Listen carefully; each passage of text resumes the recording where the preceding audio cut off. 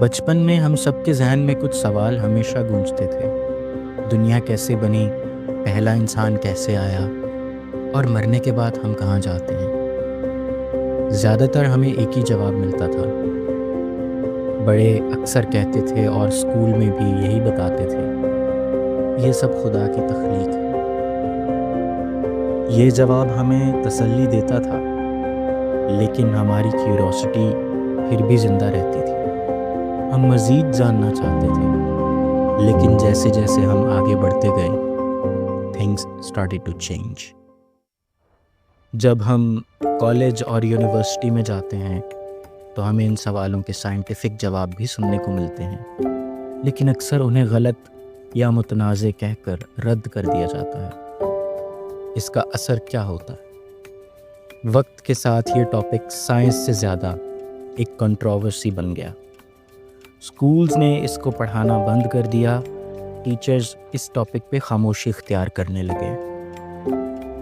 ایک وقت کے بعد اسٹوڈنٹس سوال پوچھنا بند کر دیتے ہیں، مطلب ہماری کیوریوسٹی آہستہ آہستہ کم ہو جاتی ہے، اور جب سوال رکتے ہیں تو کریٹیکل تھنکنگ کے سفر بھی رک جاتا ہے۔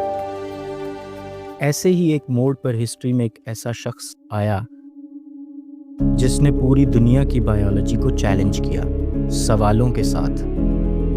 1859 میں جب چارلز ڈارون نے اپنی کتاب on the origin of species publish کی تو دنیا حیران تھی۔ ان کا مذاق اڑایا گیا، ان پر سخت تنقید ہوئی، اور حتیٰ کہ سائنٹسٹس اور چرچ نے ان کے کام کو قبول کرنے سے انکار کیا۔ لیکن انہوں نے سوال پوچھنا بند نہیں کیا۔ ڈارون نے کہا تھا، "A man who dares to waste 1 hour of time has not discovered the value of life." یعنی علم ڈھونڈنا، سوال کرنا اور نیچر کو سمجھنا وقت کا ضیاع نہیں، زندگی کی اصل ویلیو ہے۔ پاکستان دنیا کے سب سے ینگ ممالک میں سے ایک ہے۔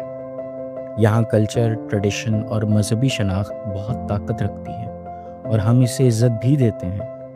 یہ شناخت قوم کو جوڑتی ضرور ہے، لیکن کلاس رومز میں کیا پڑھانا قابل قبول ہوگا، یہ بھی اکثر وہی طے کرتی ہے۔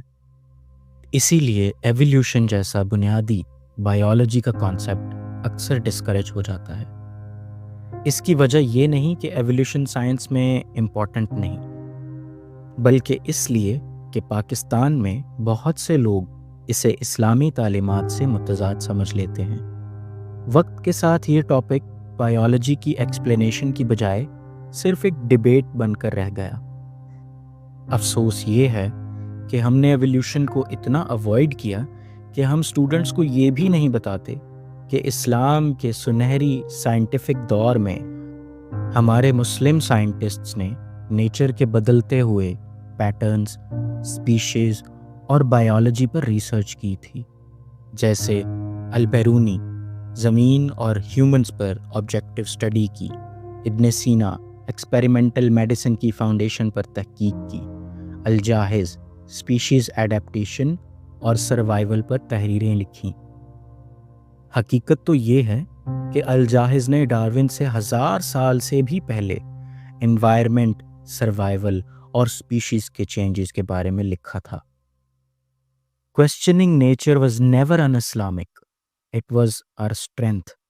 ہماری سائنٹیفک لیگیسی سوال سے شروع ہوتی تھی، لیکن ہم نے اسٹوڈنٹس کو یہ بتانا چھوڑ دیا۔ اب ہم نظریات سے نکل کر حقیقت کی بات کرتے ہیں۔ ایک فیلڈ جہاں ایولیوشن سمجھنا انتہائی ضروری ہے، میڈیکل سائنس۔ دنیا بھر میں سائنٹسٹ ایولیوشن کو اسٹڈی کر کے بیکٹیریا کے ریزسٹنس، وائرسز کے نئے ویریئنٹس، کینسر سیلز کی ایڈیپٹیشن کو سمجھ رہے ہیں، اور ان کے حساب سے میڈیسنز اور ویکسینز بنا رہے ہیں۔ یہ کوئی کتابی کانسیپٹ نہیں، یہ عملی حقیقت ہے۔ جو کنٹریز ان بایولوجیکل میکنزمز کو ڈیپتھ میں سمجھتی ہیں وہ ان فیلڈز میں لیڈ کر رہی ہیں، لیکن پاکستانی اسٹوڈنٹس جدید بایولوجیکل فریم ورکس کی بنیادی ٹریننگ نہ ملنے کی وجہ سے ان فیلڈز میں کافی پیچھے رہ گئے ہیں۔ اس لیے آج بھی بہت سی بیماریوں کے علاج اور ویکسینز کے لیے ہم دوسرے ممالک پر انحصار کرتے ہیں۔ کیا ہمیں زبردستی ایولیوشن پڑھانا چاہیے؟